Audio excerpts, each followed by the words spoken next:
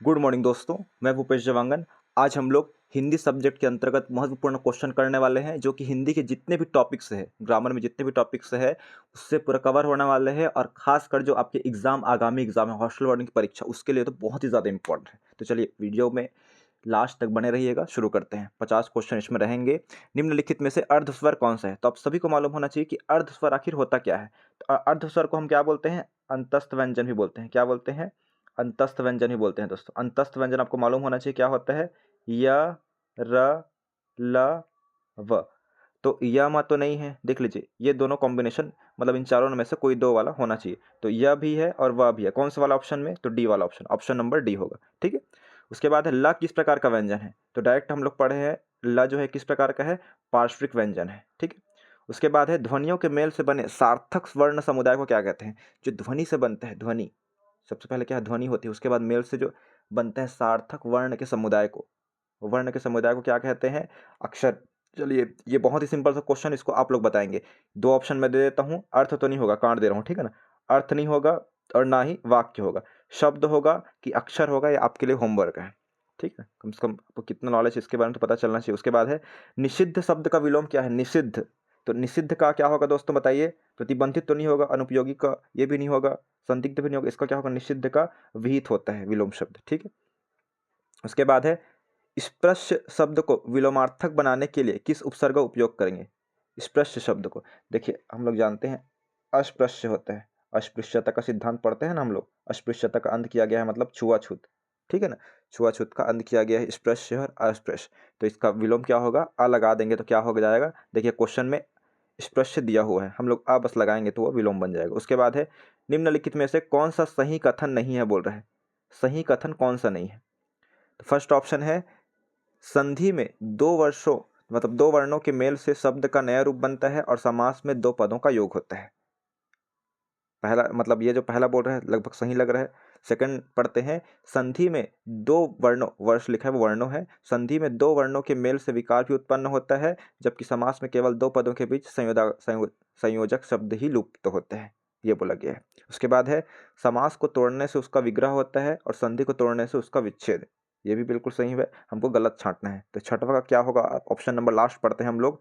समास को, सॉरी, संधि में दो पद यथावत रहते हैं, जबकि समास में वे यथावत नहीं रहते हैं। ये तो गलत है, ये तो गलत बोल रहे हैं, ठीक है ना। जबकि उल्टा होता है, ठीक ना। समास में जैसे दो वर्ड साथ साथ भी हो सकते हैं, ठीक है ना। दिन दिन हो सकता है, जैसे दिनों दिन होता है ना, इस प्रकार से। तो ऑप्शन नंबर हमारा जो लास्ट वाला है दोस्तों, वो गलत होगा, याद रखेंगे। ठीक, गलत पूछा गया है। उसके बाद है सातवां नंबर क्वेश्चन देखेंगे हम लोग। तो सातवां आठवां एक साथ देख लेंगे।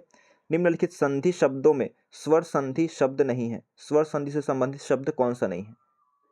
तो महाशय में है, महा प्लस आशय हो जाएगा। ये तो है, प्रौढ़ भी है, प्लस प्लस और करके, बुद्धार भी है, लेकिन अजंत, अजंत नहीं है। क्या होता है? अच प्लस अंत होता है, तो अजंत हो जाता है, याद रखेंगे।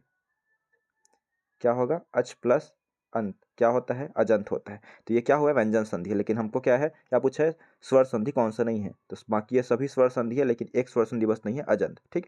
आगे देखते हैं, नयन का संधि विच्छेद होगा। नयन का क्या होता है दोस्तों, बताइए। तो नयन जो है आयादी स्वर संधि है। कौन सी संधि? आप सभी जानते हैं, ये जो है आयादी स्वर संधि है। अगर आप लोग वीडियो नहीं देखे हैं, मेरा संधि समास वाला जो भी वीडियो है, संज्ञा सर्वनाम विशेषण, तो वीडियो में प्लेलिस्ट में जाके देख लीजिएगा।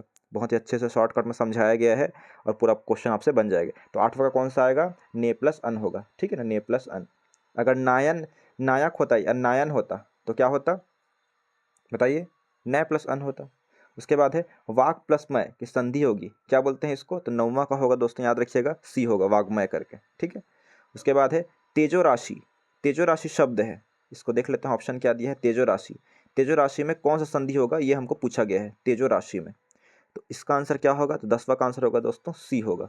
इसका अगर संधि विच्छेद हम लोग देखें तेजो राशि का, तो क्या होगा? तेजा प्लस राशि होगा, तेजो राशि हो जाएगा दोस्तों, याद रखिएगा। ठीक। उसके बाद है 11वां नंबर क्वेश्चन, हिंदी में समास का अनुशीलन निम्नलिखित में से किसके आधार पर हुआ है? समास का जो अनुशीलन, समास का जो उद्भव हुआ है, किसके आधार पर हुआ है? पॉली शब्द से, मतलब पॉली भाषा से, संस्कृत से, कि अपभ्रंश से, कि उपयुक्त सभी से?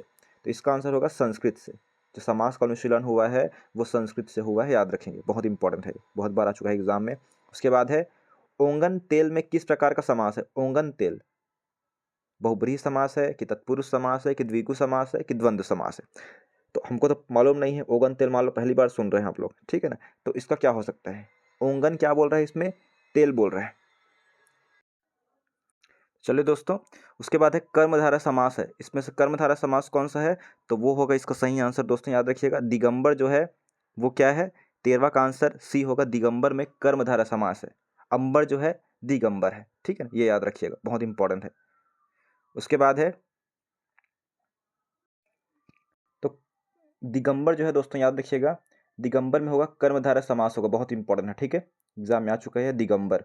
उसके बाद है कंदमूल फल में कौन सा समास है, तो कंदमूल फल में होगा द्वंद्व समास, तो दिख रहा है बीच में डैश है, लेकिन ये क्या है, द्वंद्व समास के हम लोग कितने भेद पढ़ते हैं, 3 भेद पढ़ते हैं, इतरेत्तर द्वंद्व, समाहार द्वंद्व और वैकल्पिक द्वंद्व। तो इसका आंसर क्या होगा, वैकल्पिक द्वंद्व होगा।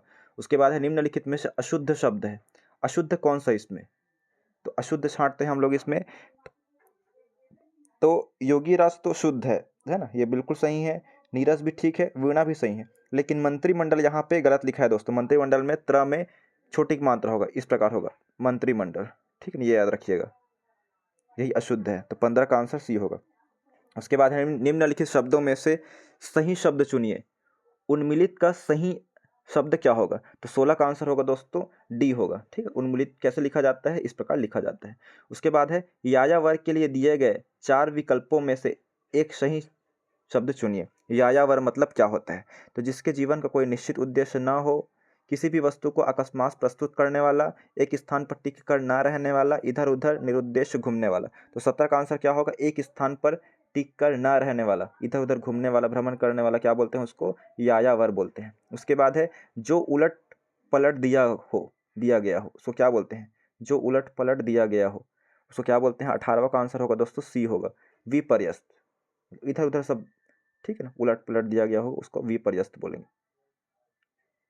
उसके बाद है जो किसी बात या उक्ति को तुरंत सोच सोचने के लिए एक शब्द होगा, जो किसी बात या उक्ति को तुरंत सोच ले के लिए क्या होगा, तो इसका आंसर क्या होगा, सी होगा, प्रत्युत्पन्नमति, ठीक है। उसके बाद है ये 19 हो गया हमारा क्वेश्चन। 20वां नंबर क्वेश्चन, हिंदी तो जल्दी बन जाता है, सभी जानते हैं। प्रदत्त शब्द युग्मों में यह युग्म पर्यायवाची नहीं है, कौन सा एक दूसरे का पर्यायवाची नहीं है पूछा गया है, तो असाधारण, असाधारण को क्या बोलते हैं, अलौकिक, ये सही है कि गलत है। उसके बाद देखते हैं अग्नि को हुताशन, अश्व है, ये बिल्कुल सही है, कंदर्प मतलब मार। इसमें जो है दोस्तों याद रखिएगा, असाधारण और अलौकिक जो है अलग अलग है, ठीक है। उसके बाद है कामदेव का पर्यायवाची नहीं है, कामदेव, कामदेव का पर्यायवाची इसमें से कौन सा नहीं है, ये हमको छांटना है, नहीं है छांटना है, ठीक है ना। तो 21 का आंसर क्या होगा, बी होगा। बाकी सभी इसके मनोज, अनंग, ये भी कामदेव का पर्यायवाची है। उसके बाद है निम्नलिखित शब्दों में से देशज शब्द का चयन कीजिए, कौन सा देश का शब्द है देशज शब्द, तो 22 का सही आंसर होगा बी होगा, तेंदुआ जो है देशज शब्द है, ठीक है। उसके बाद इसको मिलाना है, कौन सी इसमें तत्सम है, कौन सी इसका जो है तद्भव है, ठीक है ना। कौन सा नंबर क्वेश्चन है, 23वां, तो 23वां का आंसर हम लोग मिलाते हैं, इसको छोटा कर देता हूं मैं, तो का आंसर आई वी होगा दोस्तों, ठीक है। पहले कपाट को देख लेते हैं, कपाट क्या है याद रखिएगा, तत्सम होगा, क्या होगा, तत्सम होगा, याद रखिएगा। 11 जो है या बटन या ओणम, इस प्रकार से क्या है, तो ख का आंसर 3 होगा, ख का आंसर 3 मतलब 11 जो है ये तद्भव है, ठीक है। 11 जो है तद्भव हो गया, क्योंकि संस्कृत का वर्ड नहीं है। उसके बाद है ग में आंसर होगा वो होगा दूसरा, तो बटन जो है विदेशी शब्द है, बटन को बटन लिख लेते हैं इंग्लिश में, और ओणम याद रखेंगे दोस्तों, ये जो है हिंदीतर भाषा है। उसके बाद है वकालत किस भाषा का शब्द है, वकालत, तो वकालत इसका सही आंसर होगा डी होगा, वकालत जो है अरबी भाषा का शब्द है, कौन सी भाषा का, तो अरबी। उसके बाद है निम्न शब्दों में तत्सम शब्द की पहचान कीजिए, चंचू, ऊंट, घोड़ा और लोटा, तो इसका सही आंसर क्या होगा, 25 का आंसर ए होगा, चंचू होगा दोस्तों। ऊंट को तो ऊंट बोलते हैं, सभी जानते हैं। उसके बाद है उल्लंघन में कौन सा उपसर्ग है, उल्लंघन बोल रहे हैं, ठीक है ना। उल्लंघन में तो दोस्तों याद रखिएगा, इसका सही आंसर होगा वो होगा सी होगा, उत प्लस लंघन होता है, ठीक है, उल्लंघन होगा। उसके बाद है उर्दू का उपसर्ग, उर्दू का उपसर्ग क्या है, उर्दू में जो उपसर्ग है, बिन, चौ, उन, बे, इसका आंसर क्या होगा, तो इसका आंसर सी होगा, ठीक है। उर्दू का उपसर्ग क्या है, बे है। ये क्वेश्चन शायद विलोपित कर सकते हैं इसको, लेकिन ये लिया हुआ है। उसके बाद है तद्धित प्रत्यय कहाँ लगता है? तद्धित प्रत्यय क्रिया के अंत में, धातु के अंत में, और धातु के अंत में, सॉरी किधर चला गया, धातु के अंत में, संज्ञा के अंत में, या उपयुक्त सभी। तो इसका आंसर क्या होगा दोस्तों? इसका आंसर होगा ऑप्शन, एक बार देख लेते हैं कहाँ कहाँ पे दिया हुआ है। ये ए इधर दे दिया है। तद्धित प्रत्यय दोस्तों याद रखिएगा, बहुत इंपॉर्टेंट है। उसका सही आंसर होगा तो अंत में लगेगा, ठीक है ना। उसके बाद है निम्नलिखित में प्रत्यय युक्त शब्द नहीं है। प्रत्यय युक्त कौन सी इसमें प्रत्यय नहीं है? तो 29 का आंसर क्या होगा? बोली होगा कि पिपासा होगा कि भाषा होगा कि अंकुर होगा? जिसमें प्रत्यय नहीं लगा है तो 29 का सही आंसर होगा दोस्तों डी होगा, अंकुर में। अंकुर में प्रत्यय युक्त शब्द नहीं है। उसके बाद है बपौती संज्ञा। बपौती क्या है? बपौती, तो इसका आंसर होगा दोस्तों 30 का आंसर होगा बी होगा। बपौती मतलब भाववाचक संज्ञा है, ठीक है। उसके बाद है मैं स्वयं चला जाऊंगा वाक्य में निजवाचक सर्वनाम है, तो इसमें कौन सा होगा? 31 का बी होगा, स्वयं चले जाऊंगा। उसके बाद है इनमें से किस वाक्य में संबंधवाचक सर्वनाम है? संबंध, जिसे भी देखता हूँ वह व्यस्त है, मैं अपना काम स्वयं करता हूँ, वह स्वतः संभल गया, कोई कुछ भी करे, हमें क्या। संबंधवाचक कौन सा है? तो 32 का कौन सा लग रहा है? जिसे भी देखता हूँ वह व्यस्त है, संबंध बता रहे हैं, जो भी देख रहा हूँ मैं व्यस्त, वह व्यस्त है करके। उसके बाद है वे घोड़े बिकाऊ है, कौन सा विशेषण है? वे घोड़े जो है बिकाऊ है, मतलब बेचने योग्य है, बिकाऊ है, तो उसका क्या होगा? 33 का आंसर, 33 का आंसर सी होगा, संकेत कर रहा है, ठीक ना, बिकाऊ है करके। उसके बाद है निम्नलिखित वाक्यों में किस वाक्य को सार्वनामिक विशेषण का एक उदाहरण माना जा सकता है? सार्वनामिक विशेषण बोल रहा है, ठीक।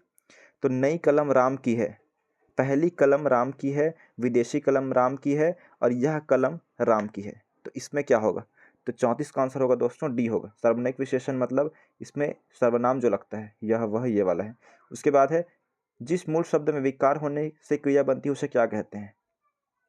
तो इसका सही आंसर क्या होगा दोस्तों? धातु होता है, याद रखेंगे क्या होगा? धातु, ठीक है।